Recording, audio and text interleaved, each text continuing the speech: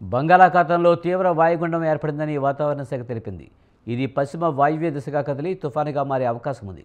గడిచిన 6 గంటల్లో వాయుగుండం గంటకు 6 కిలోమీటర్ల వేగంతో కదిలింది. విశాఖకు దక్షిణ ఆగ్నేయంగా 830 కిలోమీటర్లు, కాకినాడకు ఆగ్నేయంగా 830 కిలోమీటర్ల దూరంలో కేంద్రీకృతమైంది. రాత్రిలోపు నైరుతి పశ్చిమ బంగాళాఖాతంలో తుఫానుగా మారే అవకాశం ఉంది. దీనికి మోంతా తుఫానుగా నామకరణం చేశారు. ఒకే టీమ్ గా పనిచేస్తే ఎక్కడ ఇష్యూస్ అదే నేను ఇది సాగర్ తో మాట్లాడాను.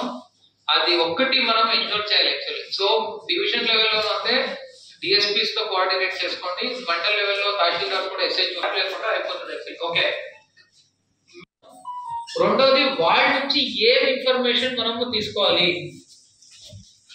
ఓకే, కొంతమందితో సర్టిఫికేట్స్ తీసుకోవాలి. ఇప్పుడు ఇరిగేషన్ వాళ్ళకి they have to give me certificate.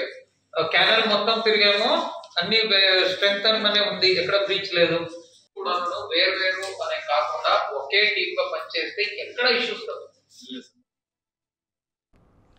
తీవ్ర తుఫాను మచిలీపట్నం, కళింగపట్నం మధ్య కాకినాడ సమీపంలో ఎల్లుండి తీరాన్ని దాటే అవకాశం ఉంది. తీరం దాటే సమయంలో గరిష్టంగా గంటకు 90-110 కిలోమీటర్ల వేగంతో బలమైన ఈదురుగాలులు వీచే అవకాశం ఉందని అధికారులు తెలిపారు.